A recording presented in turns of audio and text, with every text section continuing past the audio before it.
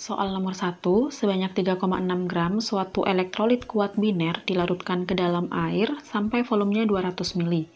Tekanan osmotik larutan itu 15,2 cm Hg. Jika pada suhu yang sama dan tekanan 38 cm Hg, 1 liter gas NO bermassa 15 gram, maka MR elektrolit tersebut adalah.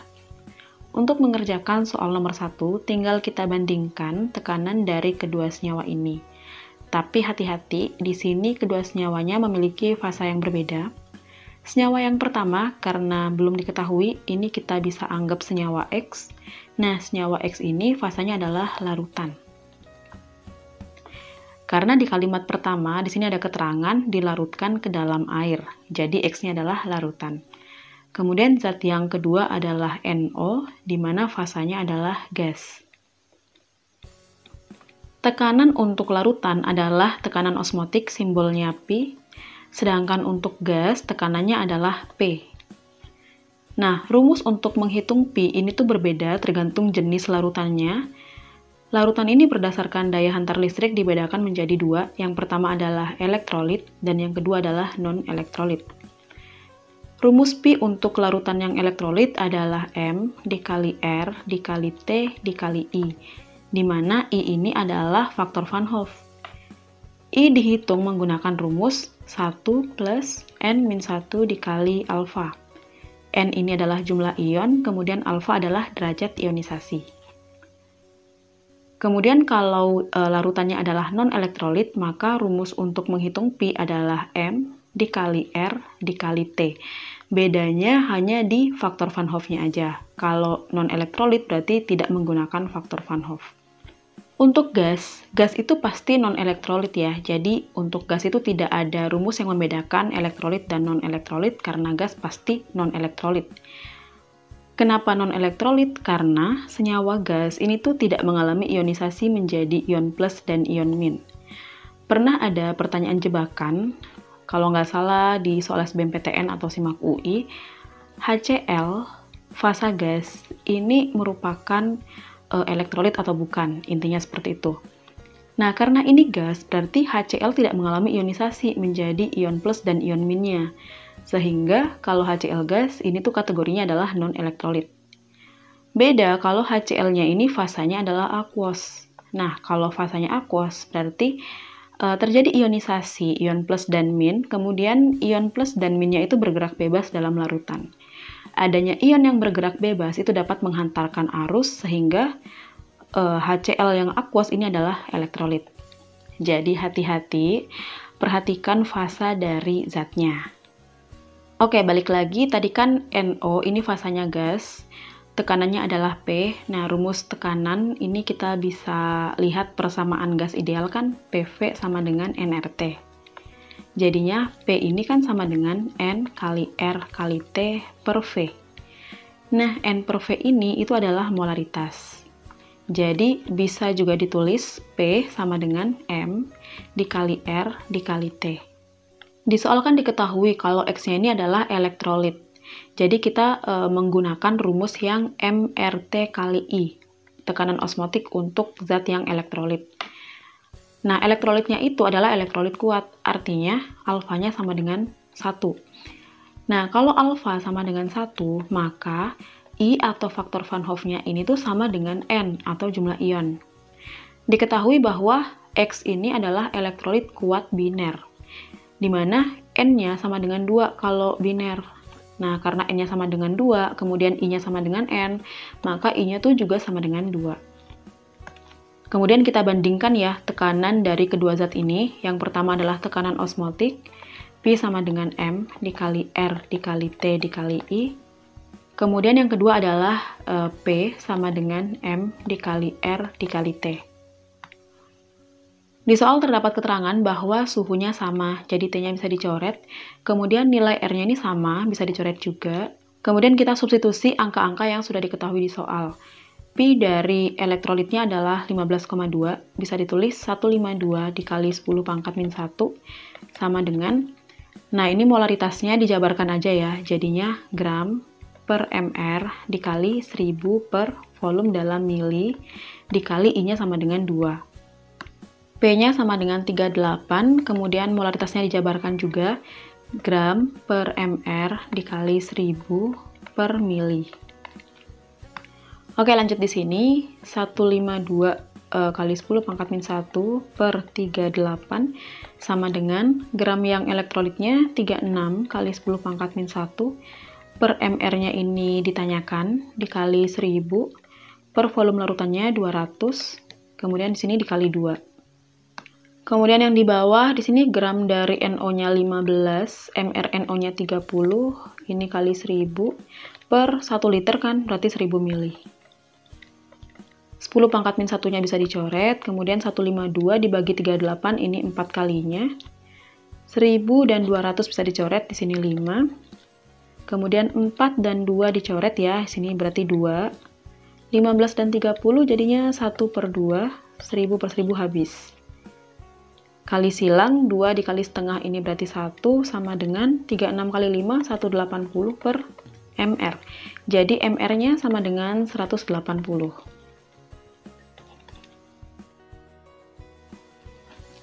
Soal nomor 2, pernyataan di bawah ini yang tidak benar mengenai asam amino adalah, kita pelajari dulu asam amino dari rumus strukturnya. C itu kan punya 4 tangan. Nah, pada asam amino, tangan C yang satu ini mengikat gugus asetat ya, COOH. Kemudian yang satu lagi ini mengikat NH2. Tangan yang atas mengikat H dan yang di bawah adalah R. Nah, R ini yang membedakan asam amino satu dengan yang lain.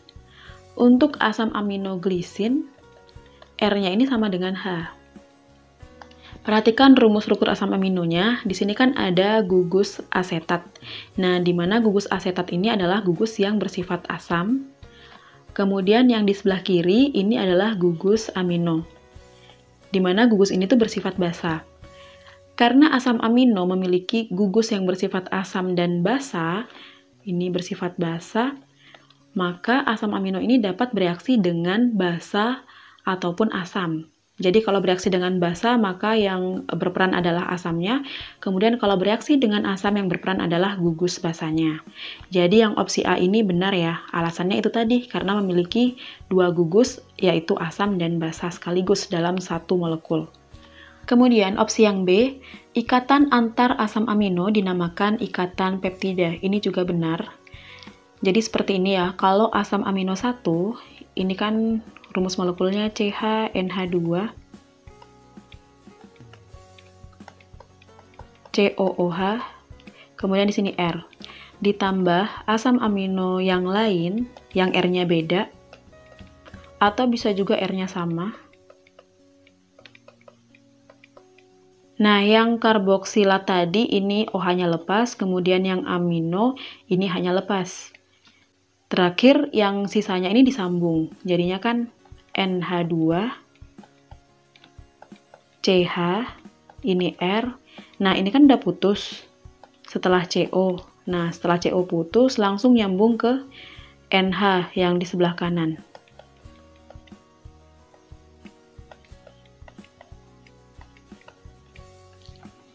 Hasil sampingnya adalah H2O. Nah, ini persambungannya antara C karbonil, yaitu C rangkap 2O, dengan NH, ini disebut ikatan peptida. Asam amino ini kalau banyak membentuk polimer alami yang disebut protein. Kemudian karena dalam reaksi pembentukan protein atau polipeptidanya, ini kan pasti akan melepaskan H2O ya. Nah, kalau melepaskan H2O, berarti itu jenis polimernya adalah kondensasi. Umumnya kalau zat-zat alami, maksudnya bukan yang buatan ya, yang membentuk polimer, itu jenisnya adalah polimer kondensasi, kecuali karet alam. Karet alam itu walaupun alami, dia jenisnya adalah polimer adisi. Yang C juga benar ya, ini kan 20 asam amino berbeda membentuk protein. Benar, soalnya asam amino itu adalah monomer dari protein. Protein ini adalah polimer, yaitu polimer alami. Opsi D, jika dilarutkan dalam air membentuk Zwitter ion. Zwitter ion artinya adalah ion ganda, yaitu dalam satu molekul terdapat ion positif dan negatif sekaligus. Nah, biasanya kan kalau molekul itu contohnya C2O4 2-, hanya punya satu ion kan, ini tuh ion negatif aja. Kemudian Na+, nah ini ion positif aja. Tapi kalau asam amino dilarutkan dalam air, dia tuh akan membentuk ion positif dan negatif sekaligus. Kita bahas dulu ya pembentukan ion dari asam amino dalam air. Asam amino kan tadi C, H, kemudian di sini NH2, di sini COOH, kemudian di bawahnya R. Dilarutkan dalam air. Pada saat dilarutkan dalam air, H pada COOH ini lepas. Berdasarkan teorinya Bronsted-Lowry, yang melepas atau mendonorkan H itu kan yang asam ya, ini. Soalnya tadi kan yang COH ini adalah gugus asamnya, kemudian yang amino gugus basanya. Berarti COOH ini tuh yang donor H+-nya. Ini jadi COO- dan H+. Kemudian H+ yang lepas ini tuh ditangkap oleh gugus aminonya membentuk NH3+. Jadi hasil pembentukan ionnya adalah NH3+, CH, kemudian di sini R, COO-. Nah, jadi dalam satu molekul ini dia tuh punya ion negatif dan positif sekaligus. Nah, kondisi ini tuh disebut Zwitter ion. Ini benar ya. Kemudian yang E, asam aminoglisin dapat memutar cahaya terpolarisasi. Dapat memutar cahaya terpolarisasi artinya adalah bersifat optis aktif. Syarat senyawa yang memiliki atau bersifat optis aktif adalah memiliki C chiral. Artinya, 4 tangan C mengikat 4 gugus yang berbeda. Tadi kan kita sudah belajar ya, ini molekul asam amino, kemudian untuk glisin, R-nya ini adalah H. Nah, kalau R-nya adalah H, berarti sama dong ya dengan yang di atas. Karena ada 2 gugus yang sama yang diikat oleh C, maka asam aminoglisin ini tidak dapat memutar cahaya terpolarisasi. Jadi yang tidak benar adalah yang E. Soal nomor 3, pada suhu dan tekanan tertentu, dalam tabung tertutup 6 liter, terdapat kesetimbangan CaCO3 plus SO2 menghasilkan CaSO3 plus CO2. Di mana CaCO3 dan CaSO3 adalah solid, kemudian SO2 dan CO2 adalah gas. Konsentrasi gas SO2 dan CO2 pada keadaan kesetimbangan berturut-turut adalah 0,1 dan 10 molar. Bila ke dalam tabung tersebut ditambahkan gas CO2 sebanyak 12 mol, maka konsentrasi gas SO2 dalam kesetimbangan yang baru adalah, kita tulis dulu reaksinya, CaCO3 ditambah SO2 menghasilkan CaSO3 plus CO2. Karena CaCO3 dan CaSO2 adalah solid, ini bisa dicoret. Soalnya kan kalau kesetimbangan itu yang kita hitung hanya fasa gas dan aqueous ya. Di sini udah diketahui dalam keadaan kesetimbangan. Jadi nggak perlu di-MRS lagi, langsung aja ini S. Dimana pada kondisi kesetimbangan yang pertama, SO2-nya adalah 0,1 molaritas dan CO2-nya adalah 10 molaritas. Karena ini sudah setimbang, berarti bisa langsung dihitung nilai Kc-nya, yaitu konsentrasi kanan pangkat koefisien dibagi konsentrasi kiri pangkat koefisien. Jadinya 0,1 dibagi 10 sama dengan 100. Pernyataan di kalimat selanjutnya, ke dalam tabung ditambahkan gas CO2 sebanyak 12 mol. Penambahan jumlah zat dalam kesetimbangan itu akan menggeser kesetimbangan ke arah yang lebih sedikit. Ini adalah pergeseran kesetimbangan akibat pengaruh konsentrasi. Nah, yang ditambahkan kan CO2, di mana CO2 ini adanya di ruas kanan. Jadinya, reaksi ini akan bergeser ke arah yang sedikit, yaitu bergeser ke arah kiri. Jadi, kalau yang ditambahkan ke dalam kesetimbangan itu adalah zat di salah satu ruas, baik itu kanan atau kiri, maka kita bisa menggunakan konsep pergeseran kesetimbangan akibat pengaruh konsentrasi untuk menentukan pergeseran kesetimbangannya itu ke arah kanan atau kiri. Tapi kalau yang ditambahkan adalah kedua ruas, maksudnya zat yang ada di kedua ruas, maka untuk menentukan pergeseran kesetimbangan, kita harus membandingkan Kc dan Qc. Soal yang menentukan Qc-nya itu sudah dibahas di pembahasan soal SBMPTN bagian yang kesetimbangan, bisa direview lagi ya. Karena ini yang ditambahkan adalah zat yang berada di salah satu ruas, kita cukup menggunakan konsep pergeseran kesetimbangan akibat pengaruh konsentrasi. Udah jelas ini bergeser ke kiri. Nah, kemudian kalau dalam kesetimbangan ditambahkan lagi sejumlah zat, maka kesetimbangannya itu akan mulai lagi dari awal. Artinya kita bikin lagi MRS-nya. Ini reaksinya ditulis lagi, berarti CaSO3. Ini CaCO3 ditambah SO2 menghasilkan CaSO3 plus CO2. Ini dicoret ya karena solid. Kemudian ini dibikin lagi mula-mula reaksi sisa.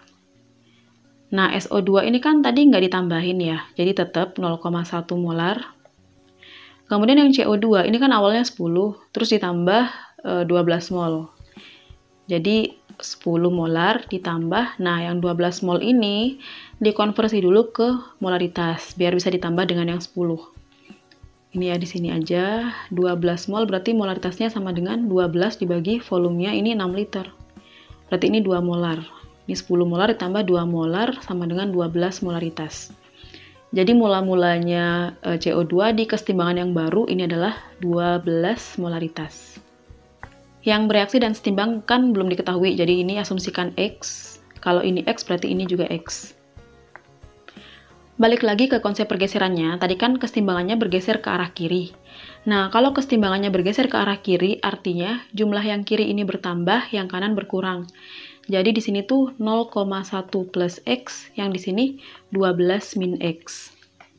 Karena nggak ada perubahan suhu di sini, artinya nilai Kc kesetimbangan yang pertama itu sama dengan nilai Kc kesetimbangan yang kedua, atau kesetimbangan yang baru. Jadi masukin rumus Kc-nya untuk menghitung X. Kc sama dengan konsentrasi kanan, berarti kan ini CO2 pangkat 1 per konsentrasi kiri.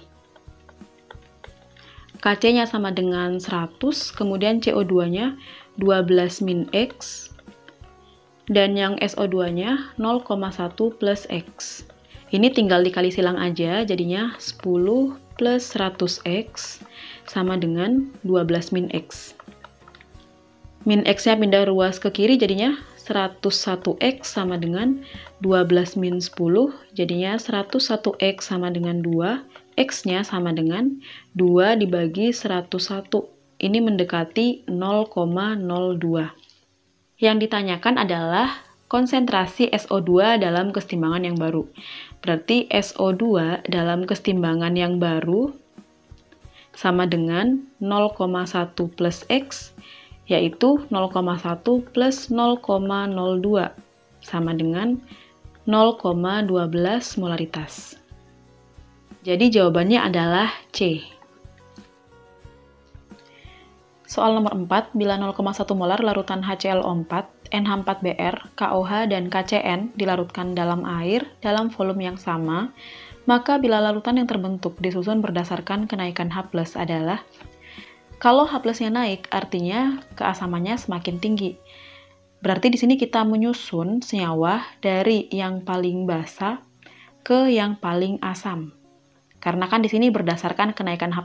Nah, H+ semakin tinggi berarti asamnya semakin kuat. Identifikasi dulu senyawa yang disebutkan di soal. Yang pertama adalah HClO4. Ini adalah senyawa yang termasuk dalam golongan asam kuat. Jadi asam kuat itu ada 7 ya, termasuk salah satunya adalah HClO4. Yang kedua adalah NH4Br. NH4Br ini adalah garam. Nah, untuk menentukan sifat garam apakah asam atau basa, kita tinggal lihat senyawa kuat penyusun garamnya. Nah, garam NH4Br ini disusun oleh senyawa kuat HBr, di mana HBr adalah asam kuat. Jadi, NH4Br adalah garam asam. Karena senyawa kuat penyusunnya adalah asam. Kemudian yang ketiga adalah KOH. KOH ini termasuk golongan basa kuat. Dan yang terakhir adalah KCN. KCN adalah garam. Nah, di sini kita lihat senyawa kuat penyusun garamnya adalah KOH. KOH itu basa kuat, jadi KCN adalah garam basa. Yang paling basa di sini adalah KOH ya pastinya, karena dia tuh adalah basa kuat. Kemudian zat lain yang bersifat basa adalah KCN, ini garam basa. Kemudian yang ketiga Nah, di sini kan sama-sama asam ya, HClO4 dan NH4Br. Nah, cuman keasaman HClO4 ini yang lebih tinggi karena dia adalah asam kuat. Kalau yang NH4Br kan dia adalah garam ya, cuman garam yang bersifat asam. Jadi yang ketiga ini adalah NH4Br, baru yang terakhir yaitu yang paling asam adalah HClO4. Jadi kalau disusun berarti KOH ini kurang dari KCN, kurang dari NH4Br, kurang dari HClO4. Jawaban yang benar adalah yang E. Soal nomor 5, pada 289K, reaksi N2O4 menjadi 2NO2 memiliki delta H 57,2 Kj. Ini positif berarti karena nggak ada tandanya. Diketahui dapat mencapai kesetimbangan dengan Kp sama dengan 0,14. Tulis aja lagi ya, ini N2O4 menjadi 2NO2, delta H-nya sama dengan 57,2, kemudian Kp-nya sama dengan 0,14. Pernyataan pertama, reaksi tersebut bersifat endotherm, benar karena delta H-nya ini positif, berarti endo. Pernyataan kedua, jika 2 mol NO2 bereaksi pada suhu 298K hingga mencapai kesetimbangan, maka akan diserap kalor sebanyak 57,2. Kuncinya di sini, jika 2 mol NO2 bereaksi, berarti reaksi yang dimaksud itu adalah kebalikan dari reaksi yang diketahui. Kalau NO2 yang bereaksi, berarti kan reaksinya dibalik, jadinya 2NO2 menjadi N2O4. Nah, dalam termokimia, mol itu sama dengan koefisien ya. Kalau ini 2 mol NO2 bereaksi, berarti ini adalah 2NO2. Kalau reaksinya dibalik, berarti nilai delta H-nya juga dibalik. Jadinya ini min 57,2. Min ini artinya melepas. Jadi pernyataan 2 tuh salah. Ini kan dibilangnya diserap kalor. Harusnya kan dilepas kalor. Jadi 2 salah, tadi 1 benar ya. Jika reaksi dimulai dengan N2O4, maka akan diserap kalor sebanyak 57,2. Reaksi dimulai dari N2O4 itu berarti sesuai dengan yang diketahui. Ini N2O4-nya ada di kiri, kan delta H-nya positif 57,2, artinya akan diserap kalor 57,2, ini berarti benar. Pernyataan keempat, peningkatan suhu akan meningkatkan kadar N2O4 dalam campuran. Aturannya kan gini. Kalau suhunya naik, maka reaksi itu akan geser ke arah yang positif. Nah, kemudian tanda delta H ini sama dengan tanda sebelah kanan. Berdasarkan reaksi yang diketahui, delta H-nya kan positif. Berarti yang kanan ini positif, yang kiri negatif. Kalau suhu dinaikkan, gesernya ke positif. Berarti geser ke arah yang kanan. Yang positif kan kanan. Ini bergeser ke kanan jika suhu dinaikkan. Nah, kalau gesernya ke kanan, berarti kan akan mengurangi N2O4 atau menambah NO2. Sedangkan pernyataan yang keempat, ini peningkatan suhu akan meningkatkan kadar N2O4. Ini salah, harusnya mengurangi kadar N2O4. Jadi pernyataan yang benar adalah 1 dan 3. Jawabannya B.